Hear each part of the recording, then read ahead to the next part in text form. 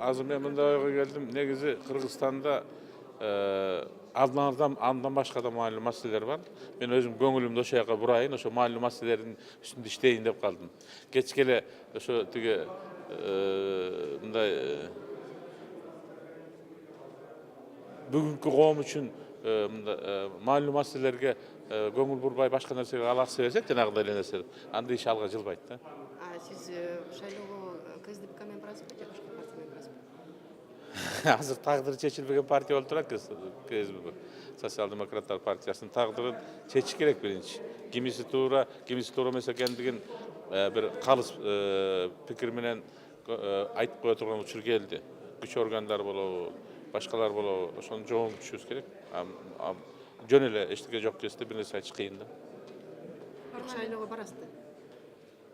Принцибинде шайлоо жөнүндө маселелер талкуулар жүрүп атат, сүйлөшүүлөр жүрүп атат. Ал маселе күн тартибинде турат, ал боло турган нерсе. Бирок ушул КСДП менен барбайсызбы? Эми азыр биринчи анын тагдырын чечиш керек да. Болобу болбойбу? Болсо ким болот, кимиси калат, кимиси калбайт деген маселе турат да.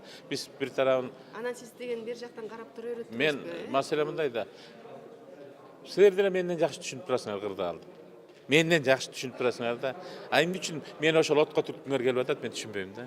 Сиздин оюңуз Менин оюм мындай да. Мен ошол отко ансы деле кыргызча айтканда ботко чалынып атат да. Мен ошо ботконун ичинде мен да жүрүшүн каалабайм. Мен мындай ботконун сыртында эле башка маанилүү маселелердин үстүндө иштейин деп атам да.